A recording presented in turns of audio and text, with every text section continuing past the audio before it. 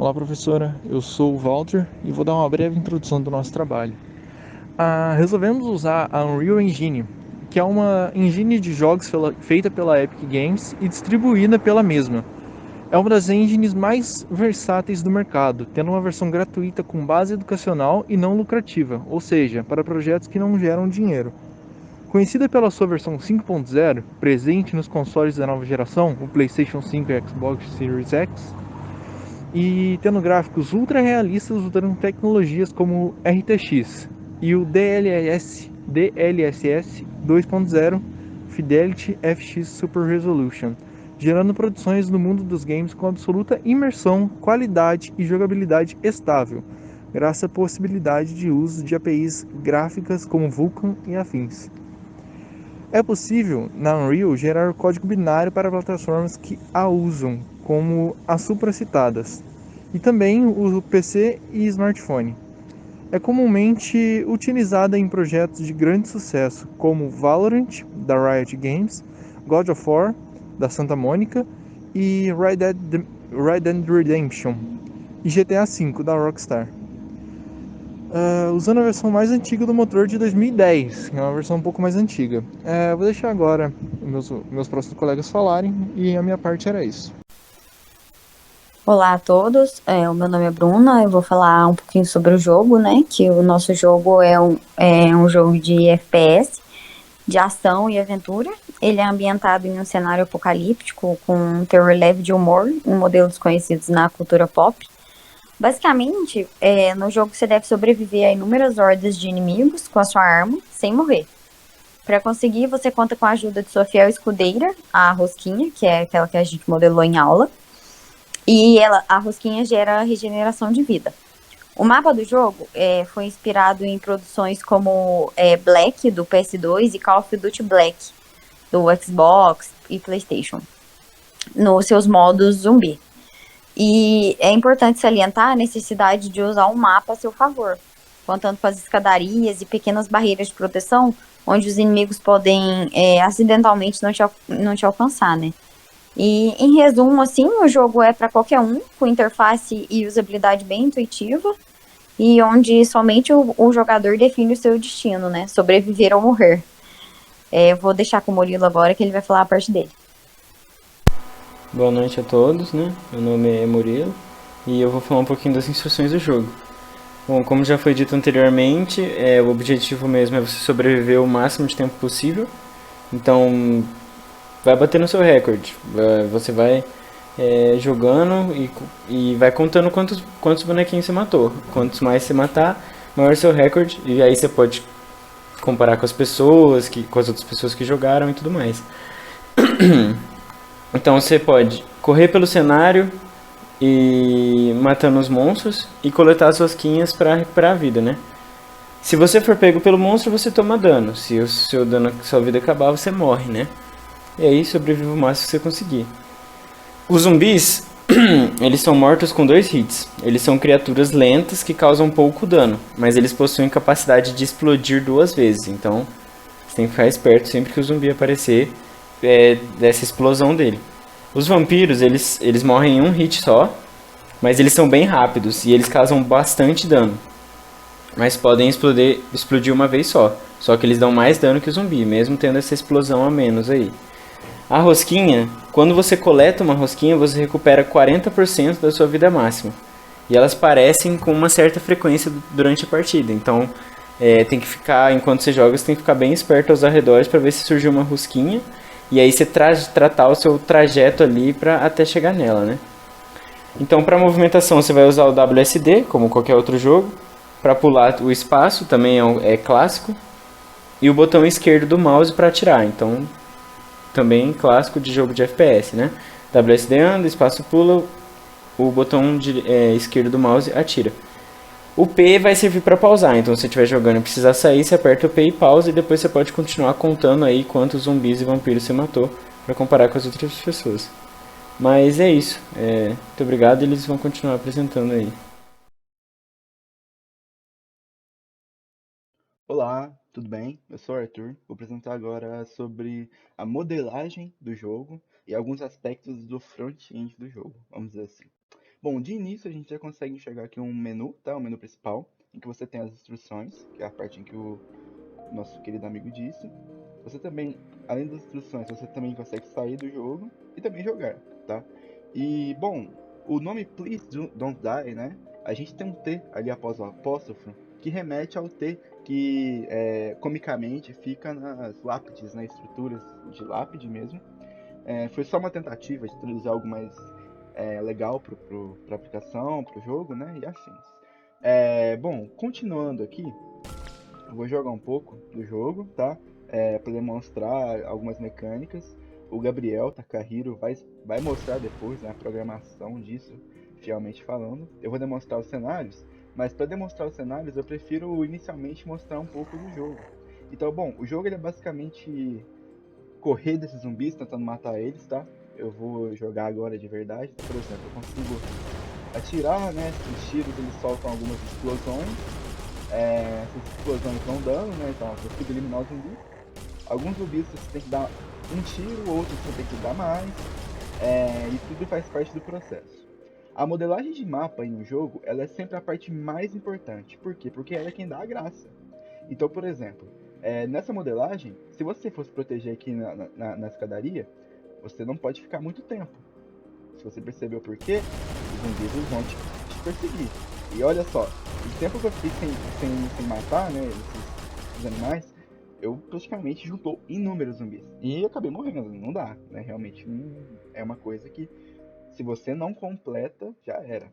Então gravando, mostrando aqui de novo, né? Então se eu levar um hit, opa, levei um hit, se eu comi a rosquinha, opa, recuperei vida. Só que eu levei dano logo em seguida, que tem muitos zumbis. Continuando mostrando, então olha só. Eu vou subir na escada. E vou ficar matando os zumbis por aqui, né? Bom, o que acontece? Tô matando os zumbis por aqui, a inteligência artificial deles vai trazer eles pro ponto em que eu tô mais próximo, né? O Gabriel Sacarreira vai demonstrar isso com mais detalhes. Mas, acontece que se eu modificar um pouquinho o lado, olha só aquele zumbi, ele instantaneamente já vai pro outro lugar. Já vai para outro lado e, nossa, aí já começa a complicar. Bom, a demonstração rápida do jogo é essa, né? Ou seja, eu levei hit, morri, né? Eles batem muito forte e muito rápido. Ele é um jogo que é pra ser difícil, né? A graça dele é ser difícil. Tem alguns detalhes, tá? Por exemplo, eu consigo vir pra trás desse banco, tá? Que tem uma área aqui. Os zumbis eles podem ficar presos, mas alguns conseguem passar, ó. Entendeu? Não tem um lugar que você consegue bugar o jogo, né? Muitos jogos tem. Você consegue ficar num ponto em que ninguém chega e ninguém te acerta, ninguém faz nada. Ainda bem, isso é um sistema inteligentíssimo aqui, por parte do meu tipo, né? Mas bom, parando um pouco de jogar com essa barulheira toda, né? Demonstrando um pouco da modelagem. Bom, a gente se baseou no mapa Black, no mapa do Black. Eu vou colocar uma imagem logo agora, tá? Então um corte rápido para a imagem. E também nesse mapa do COD. É, Nesses mapas, você sempre tem elementos em comum aqui no nosso mapa. Por exemplo, a escadaria, alguns elementos místicos, né? A gente tem aqui uma representação da cultura egípcia, né? Tem um olho de Horus, você tem alguns hieroglifos, né? Você tem uma iluminação no local, ela é bastante escura, né? Apesar de ser clara, em alguns pontos ela é escura. Pra dar um toque de terror, né? Ele não é pra ser um jogo de susto, né? Muita gente confunde terror com susto. Mas ele é pra ser um jogo dinâmico. É um jogo de brincar mesmo, né? Não tem nenhum intuito de assustar ninguém. A modelagem, né? A gente tentou trazer elementos do cotidiano, então a gente tem, por exemplo, essa mesa, que é uma escrivaninha, na verdade, né? Barra mesa, com umas coisas dentro, uma modelagem um pouco estranha, para se ter no mapa de Apocalipse, mas a ideia, como eu disse no início, são mapas baseados, eram lugares com pessoas que se transformaram em lugares lotados de inimigos, né? Então faz sentido você ter, sentido de conectivo, você ter coisas do seu cotidiano. Uma luminária, por exemplo, tá? Esse ícone de luz é porque eu estou no modo de editor da Unreal, eu consigo editar, né, a direção da luz. Essa mesa com 4 cadeiras, tem até mais um bolinho, mais uma rosquinha, né? Tem uma vela.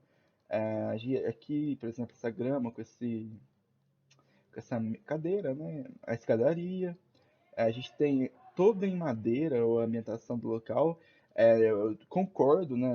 Não existe isso na vida real, mas é para ficar bonito, né? Para dar um design mais legal, uma estética bacana, né? Por exemplo, você tem uma diferença gritante entre a textura da parede, a textura do chão. Você tem os pilares aqui, né? Pilastras, né? Com textura, com relevo, ó. Você enxerga o relevo da textura. A textura da escadaria, né? Uma madeira mais clara, né? Você consegue enxergar. E ela tem uma textura, chegando bem mais próximo, você consegue enxergar. Bom, dizendo um pouco mais sobre a customização do mapa. A gente, de início, né, queria trabalhar com mapas muito mais legais, né? Assim, coisas, mapa aberto e tudo mais. Contudo, é uma complexidade que gerou no nosso programa absurda, né? Porque a gente, praticamente todos nós, né, fomos a primeiro contato, né, com programação de jogos, modelagem 3D principalmente, né, para além da aula. Vale ressaltar que na Unreal você consegue modelar também. Não modelar a partir de uma massa, né, como a gente aprendeu, mas você consegue modelar utilizando formas geométricas. Então essa escada, o chão, são formas geométricas no final. E elas possuem relevo, possuem textura, você consegue alterar. Olha só, um detalhe que pode passar despercebido, né? Mas a escadaria, ela não maciça, ela é oca. Então a gente precisa de adicionar objetos para contornar ela. Então, por exemplo, você consegue enxergar, dando um breve overview, que tem blocos acima da escadaria que não era para ter, né? Isso, infelizmente, não pode acontecer e acontece. Mas é justamente para a gente demonstrar que funciona, tá?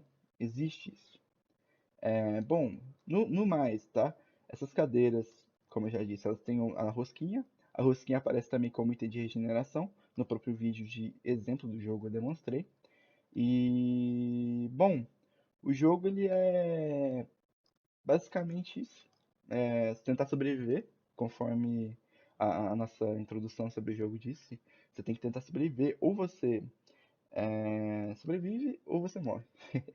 A ideia é simples, mas funcional, tá bom? E eu fico por aqui. Grande abraço. Olá, professora. Meu nome é Gabriel e eu vou falar da programação do jogo aqui. Bom, começando pelo nosso personagem principal, né, que vai ser o personagem em primeira pessoa. A gente vai ter aqui um evento que sempre que começar o jogo, né, ele vai primeiro criar uma barrinha de vida para o nosso personagem. Ele vai fazer aqui o controle de movimentação do mouse para o nosso personagem e ele vai começar a tocar um sonzinho no jogo. Aqui tudo que está em branco aqui é o modelo base da própria Unreal, né? Então aqui eu não vou entrar em muitos detalhes, mas por exemplo, aqui é o controle do personagem, né? A gente vai ter aqui a movimentação dele, o mouse, o pulo dele também, e o projeto que ele vai spawnar. Aqui fora desses quadrados brancos está a programação que nós mesmos criamos, né? Então aqui a gente tem um evento de dano e um evento de cura aqui também. Esse daqui eu vou explicar um pouco mais para frente, né? Agora a gente vai ver o nosso projétil, né? Aqui está o modelo, o código do nosso projeto, que para cada hit, né? Cada vez que um projétil encostar em algum mob aqui, né? A gente vai ter dois tipos de inimigos dentro do jogo, né? O inimigo 1 e o inimigo 2. Então a gente faz aqui, para cada vez que acertar no inimigo 1 no inimigo 2, a gente pega os objetos deles, né? A referência deles. E a gente vai aplicar dano aqui. Então a gente pega aqui o inimigo 1, por exemplo, ele mesmo, né, o próprio objeto dele, e aqui ó, ele vai causar dano nele mesmo, né. A gente vai aqui aplicar o dano, a gente vai chamar a funçãozinha de dano lá no código do inimigo. Ele vai emitir um somzinho no local, um som de explosão, né, do projétil pegando no inimigo. Aqui vai ser o som que o inimigo vai fazer, né? E logo em seguida o projétil é destruído. A mesma coisa acontece aqui para o inimigo 2, né? Mesma coisa aqui. Ele vai causar um dano, vai fazer um barulho de explosão. Um barulho de explosão e vai ser destruído. Aqui a gente vai ter o inimigo 1, primeiro, né? O código do nosso inimigo 1. Então aqui é a programação para o inimigo perseguir o nosso personagem. Então Então a gente tem aqui primeiro, quando ele vê o nosso personagem, né? A gente aqui, o alvo dele aqui vai ser o nosso personagem e ele mesmo é ele aqui, né? Então aqui é uma inteligência artificial. Fazendo isso, ele vai perseguir o nosso personagem até chegar bem pertinho nele aqui, ó. Até chegar a uma distância de 2 blocos aqui perto do nosso personagem. Se ele conseguir fazer isso daqui, então ele vai fazer o quê? Se ele conseguir encostar no nosso personagem, né? Ele vai causar dano, né? Como ele explode, aqui a gente tem o inimigo 1. No caso do inimigo 1, foi dito lá nas instruções, né, que ele explode 2 vezes. Porque ele tem 100% de vida, né? E a cada vez que ele explode, ele vai perder 50% da vida dele. Ele vai perder 50% da vida. Se ele perder 50% e for para 0, né? Então ele vai ser destruído, né? Ele vai fazer um barulho, né? De morrendo. E ele vai ser destruído. E aqui também ele vai fazer um barulho de explosão. Caso ele encoste na gente, né? Encosta no nosso personagem. Vai fazer um barulho de explosão. E aqui ele vai causar dano no nosso personagem. Então aqui, ó, o inimigo 1, ele causa 0,35 de vida, né? 0,35% de vida. 35% da vida do nosso personagem. Aqui a gente tem o dano do personagem, né? Que, como dito aqui também nos projéteis, né? Quando os projéteis encostam conseguem atingir os inimigos, vão causar dano. Aqui no gráfico de dano do inimigo 1, a gente vai ter que, como ele tem 100% de vida, ele vai perder 50% da vida para cada hit que ele levar. Se ele levar 2, né? Ou se ele explodir uma vez e você dá um tiro nele, ele vai fazer um barulho no local de morrendo e ele vai ser destruído. No inimigo 2 acontece a mesma coisa, tirando... a única coisa que vai mudar de diferente vai ser aqui, né? Que ele vai explodir uma única vez. Então ele vai explodir uma única vez, vai emitir o barulho de explosão no local. Barulho de explosão, barulho de morte. E aqui ele vai causar 60% da vida. O inimigo 1 ele causava 35% da nossa vida. O inimigo 2, quando ele explode, ele vai causar 60% da vida. Só que, né, ele é mais forte, ele é mais rápido também. Só que tem em contrapartida, né, ele morre com uma única explosão, né, se ele encostar em você. E se você, qualquer dano que você causar nele, ele também é destruído aqui. Ele vai fazer um barulho de morte e vai ser destruído. Aqui a gente tem a nossa rosquinha, que vai ser tipo uma cura para o nosso personagem, né? Ele vai passar em cima e ele vai curar. Então, cada vez que a gente conseguir encostar na rosquinha, ele vai emitir uma função para o nosso personagem principal, função de cura. Vai fazer um barulhinho de pegando a rosquinha e vai sumir do mapa, vai ser destruído. Então agora que a gente já falou um pouco mais sobre isso, a gente vai agora voltar lá no nosso personagem principal, né? Aqui é a funçãozinha de dano do personagem, né? O dano que ele recebe. Então ali você lembra que o inimigo 1, ele causa 35% de dano e o inimigo 2 é 60%, né? O nosso personagem tem 100% de vida, então aqui, ó. No lugar do dano, é o dano que vem lá dessas funçõezinhas aqui. O dano que é passado por aqui, ó. O dano que é passado por aqui vem pra cá. Então a gente tem aqui a barra de vida do nosso personagem. E ela vem aqui subtraído do dano que recebeu do inimigo. Esse novo valor é setado aqui. E se esse valor for igual a 0, né? For menor ou igual a 0, né? Ele vai morrer. O personagem vai morrer. Ele vai sumir o personagem. O game vai ser pausado. O jogo vai ser pausado. Vai criar um relatório. Esse daqui vai entrar uma nova tela pra gente poder acessar. E aqui, nessa nova tela aqui, a gente vai ter algumas interações, né, com ela. Aí eu vou explicar vou explicar melhor quando a gente for falar das telas, as telas a mais que a gente tem, né. Então aqui a gente tem um outro evento aqui, é o evento de cura. Quando a gente passa em cima da rosquinha, ele vai fazer o quê? Ele vai pegar a vida do nosso personagem, ele vai ver se o nosso personagem tem... se a vida do nosso personagem é menor ou igual a 60%, né? Se a vida do nosso personagem for menor ou igual a 60%, então a gente vai pegar a vida dele, vai somar com 0,4, né, que é 40% da vida dele, e vai dar esse novo valor. Agora, se a vida dele for maior do que 60%, não faz sentido a gente aumentar em 0,4, né, aumentar 40% da vida dele, senão vai estourar o limite de vida. Então nesse caso a gente vai aumentar a vida dele direto para 1. Aqui a gente também tem alguns eventos de pausa, né? Um evento de pausa que eu vou falar mais pra frente aqui na parte das telas, né? Então agora ó, a gente prosseguindo aqui vai pra parte do spawn. A gente tem aqui um evento de spawn. O que vai acontecer no spawn aqui? O spawn ele vai ser um loop. Que a gente, nesse loop, a gente vai ter um tempinho, né? Um delayzinho para ele funcionar. Esse delay a gente colocou como uma variável. Ele vai ter também um inimigo. O inimigo que ele vai spawnar, né? Não precisa ser exatamente o inimigo aqui. Aqui é uma variável inimigo que a gente pode passar qualquer objeto para ela, para ele spawnar esse objeto. A gente vai ter aqui transformando aqui o ator, né, para o spawn. E que a gente vai ter um número de inimigos que também é uma variável, que a gente vai poder selecionar isso daqui. Então a gente vai ter no spawn do inimigo, vai ter um loop. Aí vai ser ativada essa função aqui, que vai ter aqui, né? Quando começa um evento, faz o spawn do inimigo e tudo mais. Aí começa daqui e ele spawna o objeto em si. Isso daqui, a gente decidiu separar isso daqui em variáveis pelo seguinte motivo, né? Aqui, ó, por exemplo, todas essas bolinhas aqui no mapa, elas são spawns, né?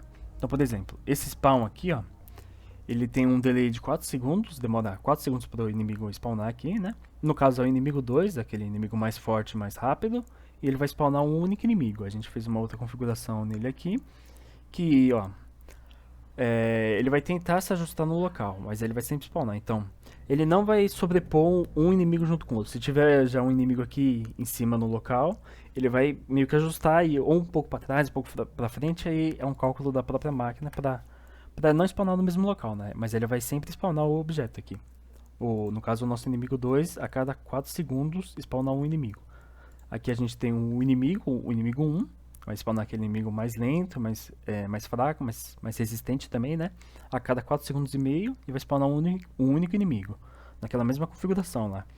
Try to adjust location, but always spawn. Então a gente vai ter aqui também um outro aqui, ó. A gente decidiu deixar em variáveis, né? Para poder deixar bem mais diversificado, né, o spawn dos nossos objetos. Aqui são todos os spawns de inimigos e a gente tem 2 spawns de rosquinha, né, que é a nossa cura. Aqui, ó, a gente tem o inimigo aqui, no caso vai ser o objeto aqui, né, é a rosquinha, vai spawnar a cada 25 segundos, spawna uma rosquinha. Só que aqui é diferente, porque ó, a gente tem essa outra funcionalidade, né, a colisão. Ele vai tentar se ajustar ao local, ou seja, mas não vai, como é que é? Mas se estiver colidindo, ele não vai spawnar, ou seja, se deu 25 segundos e a rosquinha está no local, ele não vai spawnar uma outra rosquinha, vai ficar só essa rosquinha mesmo. Então essas configurações são bem interessantes, né, para o funcionamento do nosso jogo. Então agora a gente já explicou o spawn, a gente vai falar agora sobre as diversas telas que tem no jogo, né. Aqui a gente tem uma tela de carregando, uma tela simples, aparece só carregando o nome do nosso jogo. Não tem mais nada, não tem nada de programação aqui. Aqui a gente tem a tela de instruções, a gente tem 2 telas de instruções, né? Uma tela de instrução é para dentro do jogo, quando tem um pause, e a segunda tela é para fora do jogo, no menu principal, né? Essa daqui é a de fora, né? Essa daqui é a instrução de fora do jogo. Então aqui a gente tem as instruções normais do jogo, o logo do nosso jogo, e a gente tem um botão de sair. Aí a gente, quando começa, né, essa tela, ele vai começar a tocar uma musiquinha aqui, né? Começa a tocar uma musiquinha, o cursor vai ser habilitado para a gente poder movimentar a tela, né? Poder aparecer o cursor na tela, né? E toca uma musiquinha. Aqui a gente tem, quando a gente clica nesse botão aqui de sair, né? A gente clica no botão de sair. Ele vai fazer o quê? Ele vai demorar um tempinho aqui, meio segundo, ele vai remover essa tela e ele vai criar um novo widget, né? Uma nova tela aqui. E vai adicionar para o nosso jogo aqui. Então ele vai sair dessa tela e vai voltar para a tela do menu principal, que a gente vai ver mais para frente. E quando a gente aperta esse botão, quando ele for pressionado, a gente vai parar a musiquinha dele. Essa daqui é a instrução 1. Agora já a instrução 2, né, a tela de instrução 2, a gente vai ter a tela idêntica, a única parte que vai ser diferente é a parte da programação desse botão aqui, né. Porque no caso da tela de instruções dentro do jogo, a gente vai ter que voltar para dentro do jogo de onde ele parou. Então, a gente vai remover a tela, né? A gente vai remover essa tela daqui a tela pro usuário. O usuário não vai mais ver essa tela. Aí, a gente vai chamar aqui pro nosso primeiro o usuário de primeira pessoa, que é o nosso personagem principal. E a gente vai usar a função voltar jogo, né? Porque esse daqui é usado só na parte do menu de pause do nosso jogo. Então a gente vai ter aqui um menu de pause. Para a gente acessar esse menu de pause, a tecla P do teclado. Aí vai aparecer o menu de pause lá no meio do jogo para o nosso personagem. Aqui vai ter o botão de continuar, o logo do jogo, instruções e o menu principal. Se a gente for ver aqui o código, a gente tem aqui a gente clica no botão continuar, clica nele, ele vai simplesmente despausar o jogo e voltar para o jogo, né? Se a gente for no segundo botão, que é o botão das instruções, a gente vai remover essa tela de pause e vai abrir uma nova tela no caso essa daqui, ó. A gente vai remover vai demorar um tempinho, vai remover a tela do pause e vai abrir uma nova tela de instruções dentro do jogo, que vai ser essa daqui, né? Essa telinha que vai ser aberta aqui. A gente vai adicionar para a tela do personagem. E aqui o último, né, que é o menu principal, né? O jogador ele quer voltar para o menu principal, ele clica, ele simplesmente volta para o menu principal, sai do jogo lá e volta para o menu principal. Aqui a gente tem a tela do menu principal, né? Tem o logo do nosso personagem. Aqui o logo do nosso jogo. Tem alguns personagens de dentro do jogo. Tem 3 botões. A gente vai falar agora do código aqui dos nossos botões, tá? Começando pelo primeiro botão, né? O botão... Quer dizer, começando quando a tela inicia, né? A tela inicia, vai ser possível movimentar o mouse e vai ser criado uma musiquinha, vai ser tocada uma musiquinha de fundo da tela. Aí a gente tem aqui o botão. Esse daqui vai ser o botão de jogar. Esse primeiro botão aqui é o botão de jogar. Quando a gente clica nesse botão, vai demorar um tempinho, né? Um delayzinho. Vai remover essa tela, vai carregar uma tela de carregando, que é essa tela aqui, vai ficar essa tela no jogo. Aí depois a gente vai demorar um pouquinho, né? Vai adicionar o viewport, vai demorar um pouquinho, 5 segundos, e vai abrir o nosso jogo. Vai sumir essa tela e vai abrir o jogo. E quando a gente clica no botão, né, para de tocar a musiquinha de fundo. E aqui a gente tem um relatório final, né? De quando a gente morre no jogo, né? Que vai ter o continuar para reiniciar o jogo. E a gente tem o menu principal. Então esse daqui é bem simples, né? O botão continuar, ele simplesmente carrega de novo o jogo. E o botão de ir para o menu principal, ele só cria uma tela lá para ir diretamente para o menu principal. Então aqui acho que eu esqueci de falar de uma parte. Deixa eu ver. Ah, sim, ficou faltando aqui uma partinha. Tá, aqui se você clica no botão de sair, né? Ele simplesmente quita do jogo, né? Sai do jogo. E aqui o outro botão que é o botão das instruções, né? Que vai para aquela tela de instruções aqui. Essa telinha de instruções. Ele vem aqui, a gente clica, ele vai demorar um tempinho e vai abrir a tela de instruções pra gente. E nesse momento a música para de tocar. Bom, agora que eu já dei uma explicada melhor aqui sobre o código, né? O código do nosso jogo, eu vou dar uma testada aqui pra você dar uma olhada, né? Começando aqui pelo menu principal, né? A gente tem aqui, ó. A gente tem um hover aqui também, quando passa o mouse em cima ele faz um barulhinho. Ele muda a textura aqui, né?